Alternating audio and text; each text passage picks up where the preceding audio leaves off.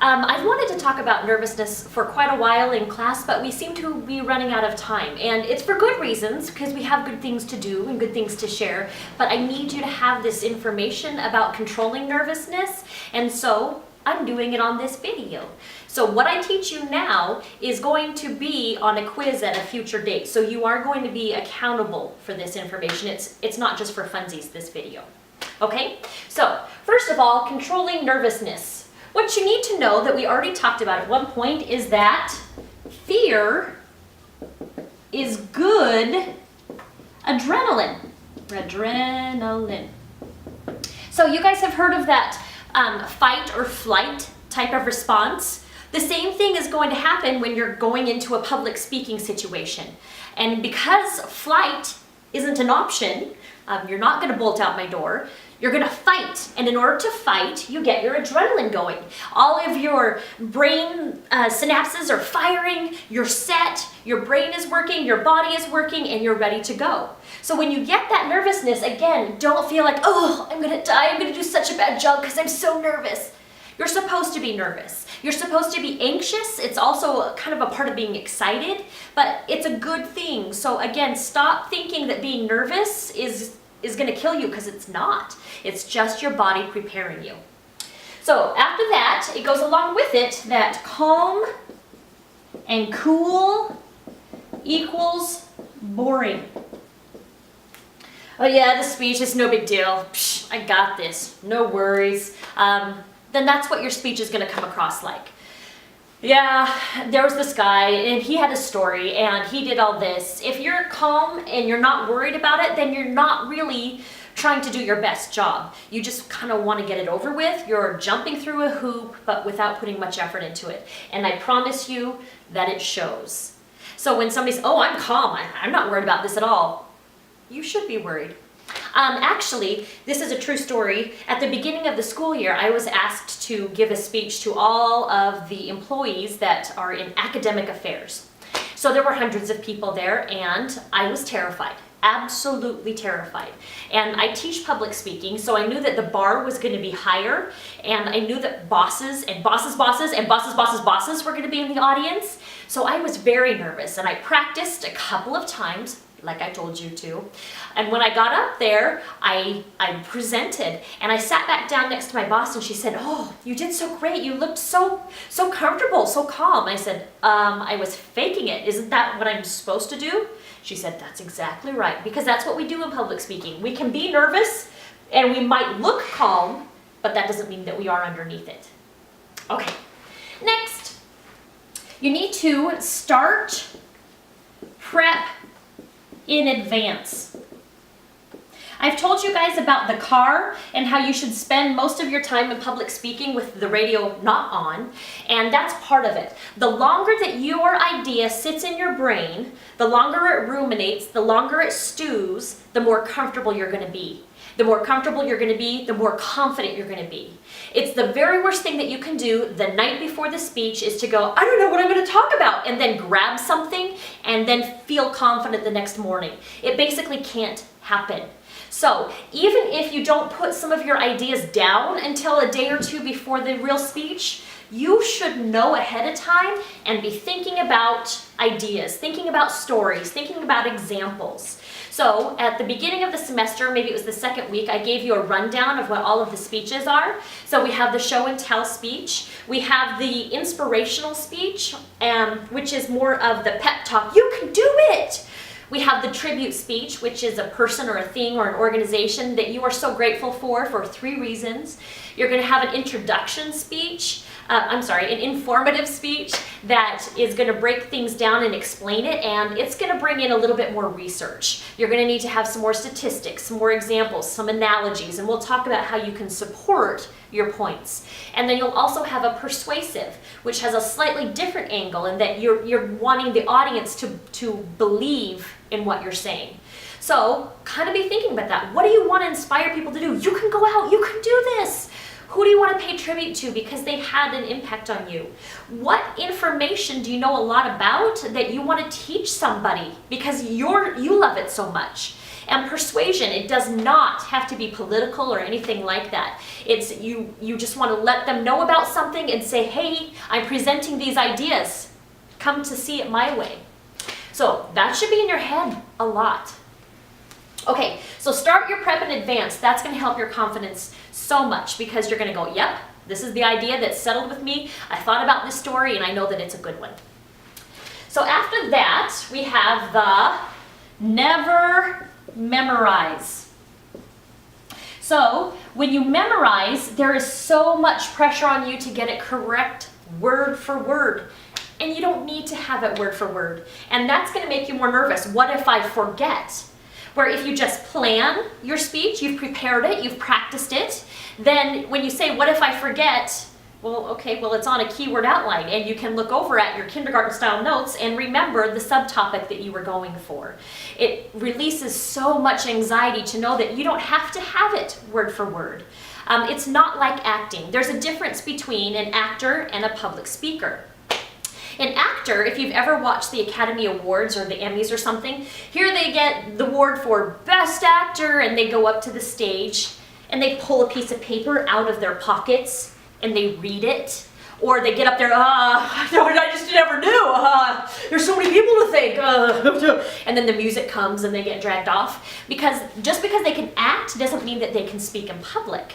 Actors are told how to have their faces, what to say, what inflection, where their hand should be, and it's not their personality, it's not their character on the line. Somebody else wrote those words. Somebody else directed the movement. It's not, you don't have to take as much ownership. So that's why they have a harder time in public speaking, is because that's all you. And that's an important thing to know, is that you're not an actor. You don't have to do it word for word. That you can tell us who you are, communicate with us, show us your personality, and reveal a little bit, and then that we can connect with you much better. So you're not going to memorize. All right. Next. Okay. Is that you need to imagine your effective speech. Imagine effective. Now notice it's not saying perfect. Imagine effective speech.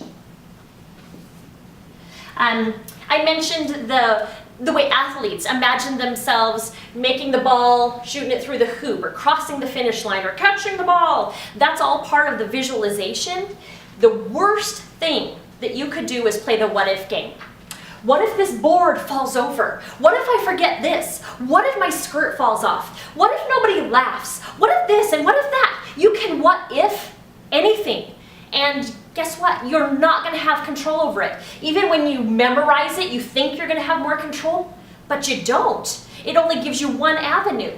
So you imagine effective speech because you want to be able to move and go with different things. You want to make sure that everything goes well instead of imagining the worst. Because what if it does fall over? Well, I'm going to pick it up, I'm going to smile, and I'm going to continue.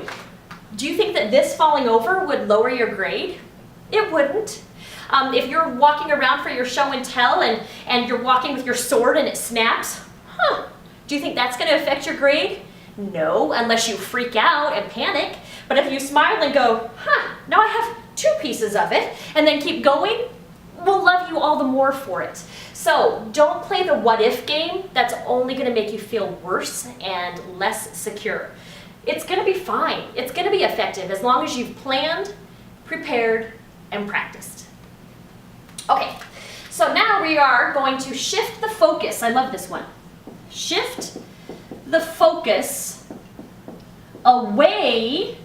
Shift the focus away from yourself. Shift the focus away from yourself and to the audience.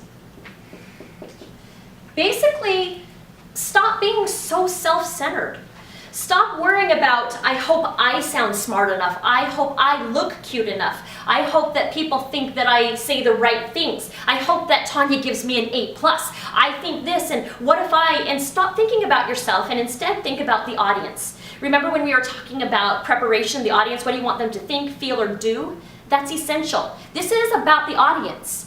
One of the best examples that I can give you is teaching. And I know that you've had teachers that were very smart.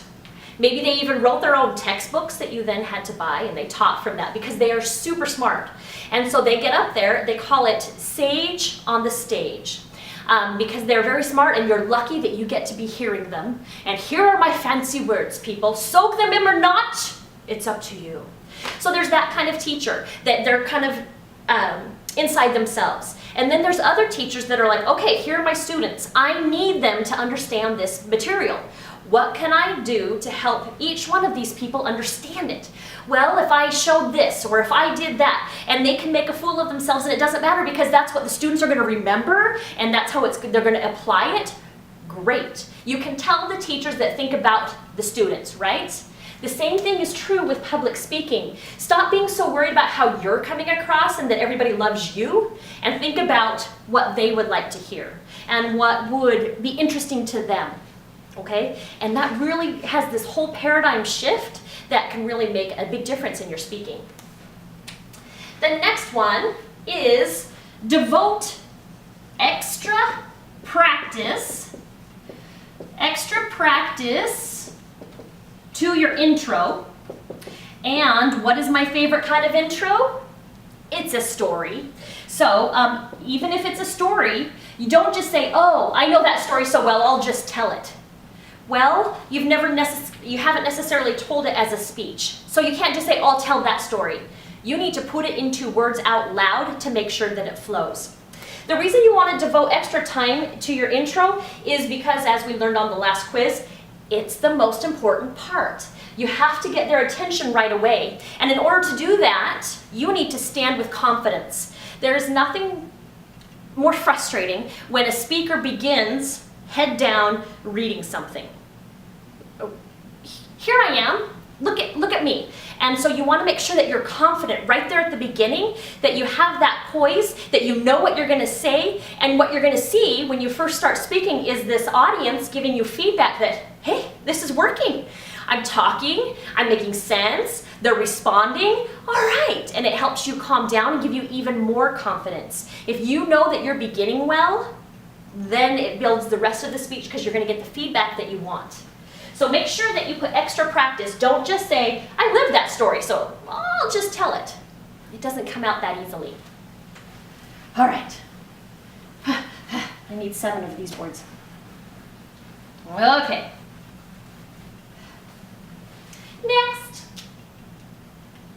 It's okay if you pause before starting. Now, there's a big difference. Remember that in the quiz we talked about the approach to public speaking is that it begins when you enter the door. So there's a big difference between pausing and going and acting like you're going to die and that you're preparing for some sort of Olympic workout. That's not the pause that we're looking for of you worrying about that and kind of doing your pre-game workout. This pause is just take a breath, smile, know that we're all in there with you and you're like, here I go guys, you know what I'm going through, and then go. And that's going to help you so much. The smile, somehow it releases some of your nervousness, your fear, and automatically your audience goes, oh, we're friends. So you just pause and go. The pause is not bad, so don't panic thinking that you need to walk right up to that there podium and then it's okay to breathe. That'll also help with mumbling. If you breathe, can you imagine walking right up there and just starting all of a sudden and you never even got your breath even to start with? Whew. Okay, the next one is that you need to deal rationally with your body's turmoil. So what do I mean by turmoil? Well, you see that? When you're nervous, there are physiological reactions. There are things that your body does that you have no control over. So don't worry about them. Be rational. Like those of you who turn red when you're speaking, and oh, I hate it when I turn red. Everyone's going to notice that I turn red. First of all, can you control that? So why would you worry about it? You can't even control that anyway. And even though you might think you turn red, the rest of us probably won't even notice. So don't be thinking about, oh, I might turn red. How about those of you who your heart races or your tummy has butterflies?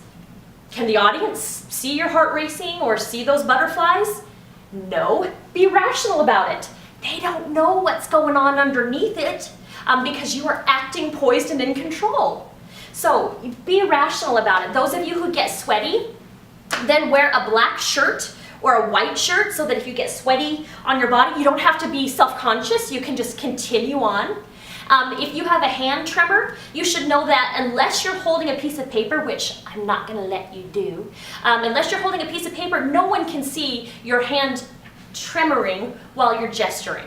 So unless you do something that isn't good public speaking, no one can see those tremors. So deal rationally with your body's turmoil. You can't control it, so do things like wearing a white shirt or black shirt that will help you feel more confident, but don't overreact about them. We can't tell how bad it is, so make sure that you don't announce it, which is our next point, is never mention nervousness. Whoa. Never mention nervousness or apologize. Okay. First of all, when you mention it, it makes me go, oh really? You're nervous? And then it gives me something to look at. You know how if you are, let's say you're trying to buy a car and you're thinking of buying a Honda Ridgeline, because that's what I buy. It's amazing that because that's on your mind, wherever you go, oh look, there's one. Oh, look, there's one, because that's what's in your mind, is you're thinking about it. Same thing with nervousness. If someone says, oh, I'm so nervous, then we all know, oh, let's count the times that we can tell that you're nervous. And do you think that, oh, well, you're nervous, so you can give a crappy speech because you're nervous. So by announcing that you're nervous, are you hoping that it's an excuse and that people will then like your speech more? Because it doesn't work. All it does is make them focus more on your nervousness. And to apologize for it, why would you apologize for something that is just your adrenaline getting you going and your body's turmoil? Why would you apologize because your heart is racing? Even if your voice cracks, because that's a hard thing to control, you don't have to apologize for it. Oh, sorry. Nope. In fact, you don't even have to apologize for crying, which we'll talk about with the tribute speech, is that if you get emotional because you're talking about something that's important to you, never apologize for it. Never draw attention to it. I told myself I wouldn't do this. I don't know why I cry all the time. Oh, here comes the waterworks. And so that becomes a bigger deal because you're overreacting about it. Just let the tears fall. Keep talking, and everyone will think that you are more wonderful if you cry. So don't ever think, oh, that's embarrassing. No, I guarantee that it builds that connection, that rapport, that relationship with the audience. So just don't draw attention to it. Be above it. Be poised and in control. So that goes along with don't announce the things that aren't going well. Husband, how long can I record on this before it stops? 46 minutes. Okay, so I'm fine. You got plenty of time.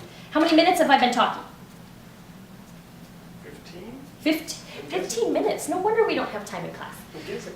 Okay, so the next thing is that I mentioned, and I mentioned it earlier, so now I'm just going to write it down, is think communication, not performance.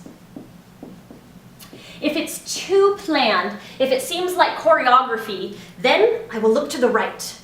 And then I will look down and then look up. If it seems too choreographed, if it seems too fake, then we're going to see it.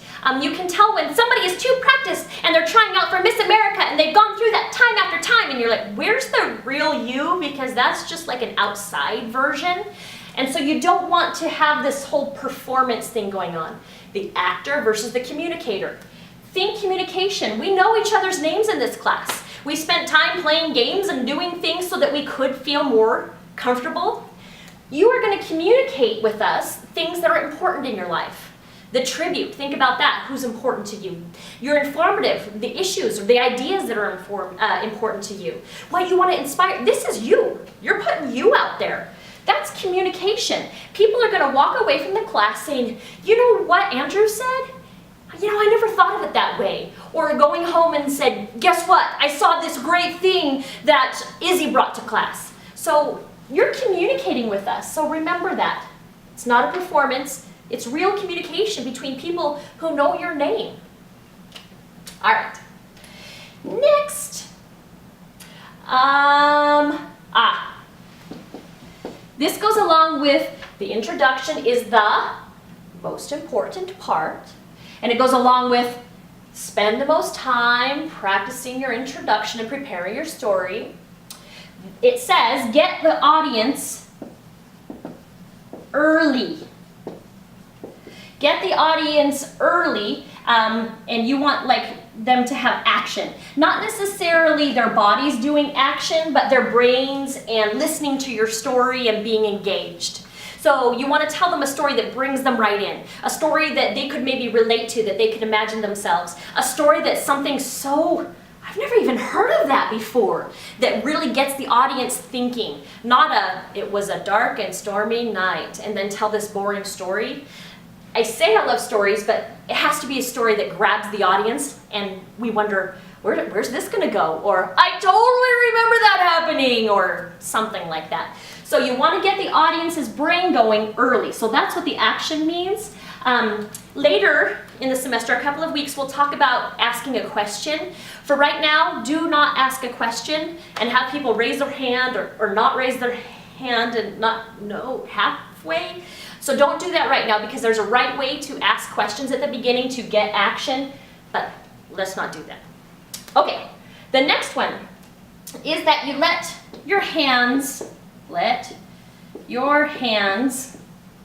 gesture. Okay, so remember how we talked about the fact that the adrenaline is inside of you. The synapses are firing. Fight or flight, what are you gonna do? And if you just let all of that, imagine it bubbling. Imagine it bubbling all the way to the top. And it's like a percolator. It's like, what are those called where you do potatoes in them? The pressure cooker, or a coffee maker. And so it keeps going and going until, pew! The same thing will happen with that adrenaline if you don't give it an escape route. If you don't let the steam out, so to speak. So the way you do that is by gesturing. You can kind of imagine that every time you're gesturing, it's sort of like you're flinging that boiling adrenaline out so that it's not all building. There's nothing worse than standing still, not moving, and having all of the adrenaline pump inside you. That's when people pass out, because their legs tighten and everything is just there in their brains and they black out and there they're going. But if you stand more casually, if you gesture, imagine the adrenaline has some place to go other than just freaking you out on the inside. So make sure that those hands are free. And we talked about this kind of being the home zone, and that's okay. And some of you will only gesture a little bit, but that's okay, because it's still giving the energy somewhere to go, rather than keeping it all bottled up until it explodes, okay? So make sure that your hands are free, because the audience likes it, but it's also good for you as the speaker. All right, 2 more. Your body doesn't need to be stilted and statue-like. No stilt or statue. Okay, so those of you that are ballerinas, you don't necessarily need to be in 3rd or 4th or 5th position. Those of you who play basketball, you don't need to have your feet shoulder width apart so that you can be at the foul shot line. So what do? Well, you need to make sure that you're able to move a little bit. And I'll talk about this a little bit, but I kind of put my weight on one leg, and that's fine because you're being natural. The movements that you have need to be purposeful. They need to add to the communication and not distract, but you can move. You can go from one point to the other. So make sure that when you are there that you're not like a statue, because that's awkward and it will just make you feel more nervous. The last thing is that, whoa.